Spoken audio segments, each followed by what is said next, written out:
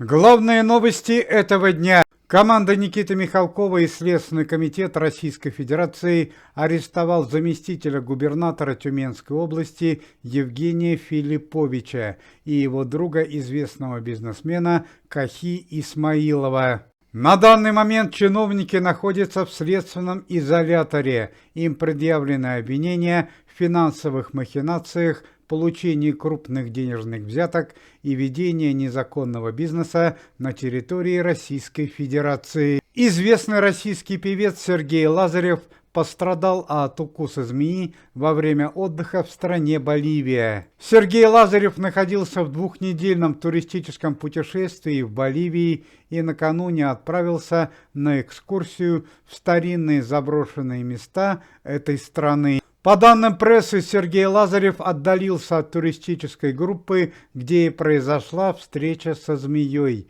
Известный певец был госпитализирован. Благодаря работе комитета Никиты Михалкова у известного музыканта Алишера Моргенштерна на территории всей России было конфисковано и арестовано все имущество и недвижимость, а сам музыкант был объявлен в розыск. Скандально известному артисту грозит до 5 лет лишения свободы. В отношении него заведено уголовное дело о нарушении порядка деятельности иностранного агента.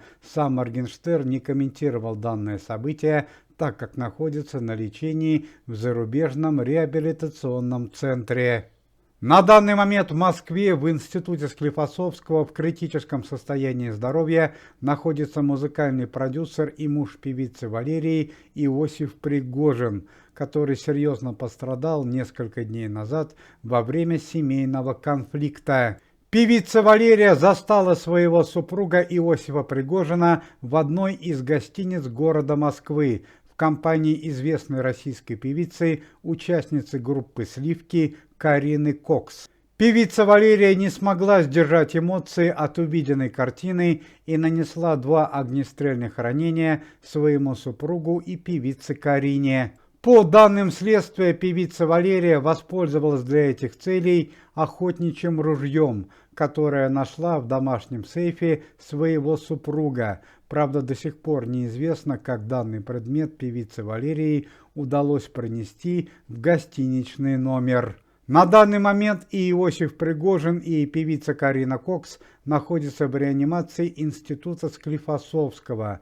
Однако, если Карине стало легче, то состояние Иосифа Пригожина без изменений критическое. С певицей Валерией проводятся следственные работы. Вполне возможно, что может оказаться, что певица Валерия совершила свое деяние в состоянии аффекта, ведь хорошо известно, что родной брат певицы Валерии является главным прокурором города Москвы. Дочь Аллы Пугачевой и Максима Галкина, Елизавета Галкина, накануне была окончательно выписана из больницы страны Кипр, где находилась последние 2 недели. Состояние дочери Аллы Пугачевой вполне удовлетворительное. Последние 10 дней она уже находилась на стационарном лечении. Большая заслуга в выздоровлении Елизаветы Галкиной принадлежит российским врачам, которые, в отличие от израильских медиков, не опустили руки и совершили срочные операции дочери Аллы Пугачевой. Отметим, что трагедия произошла еще 3 месяца назад, в октябре 2024, когда на дочь Аллы Пугачевой и Максима Галкина было совершено нападение. К сожалению, обнадеживающих новостей о другом родственнике Аллы Пугачевой, Дэне Байсарове, пока нет.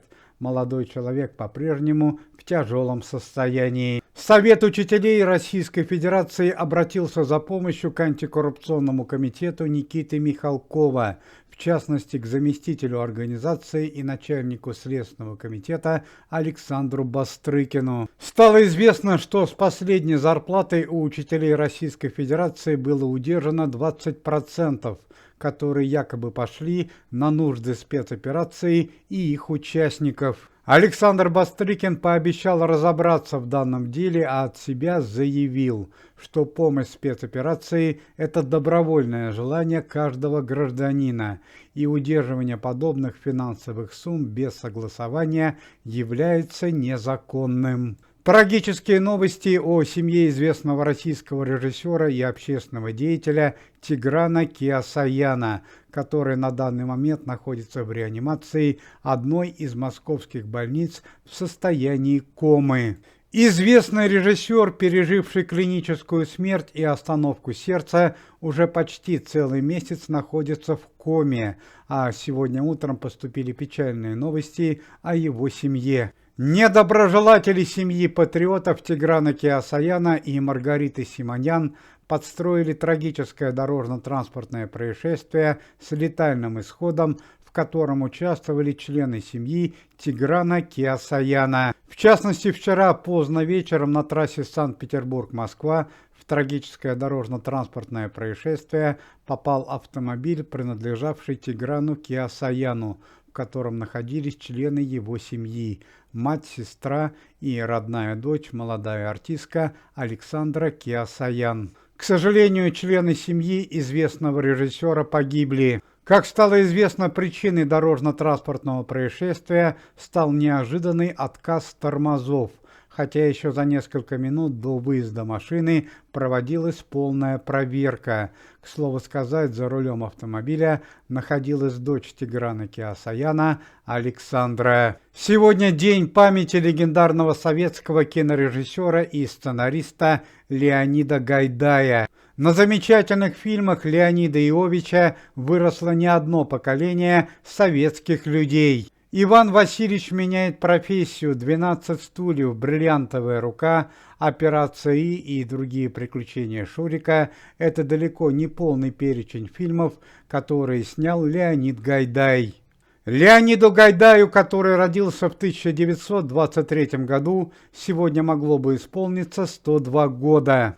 А совсем недавно ушла из жизни и супруга Леонида Гайдая, известная советская актриса Нина Гребешкова. Сегодня утром известный политический деятель Сергей Собянин полностью признал свою вину в присвоении более чем 150 миллионов рублей, которые предназначались для пенсионных выплат пенсионерам Москвы и Московской области в декабре 2024 года. Команда Никиты Михалкова подчеркивает, что сделает все возможное, чтобы Сергей Собянин выплатил из собственного кармана все денежные суммы, которые предназначались пенсионерам Москвы и Московской области. Известный общественный деятель Евгений Пригожин, которого нашли живым и невредимым еще в конце 2024 года, усыновил мальчика в детском доме. Отметим, что несколько недель назад в жизни Евгения Викторовича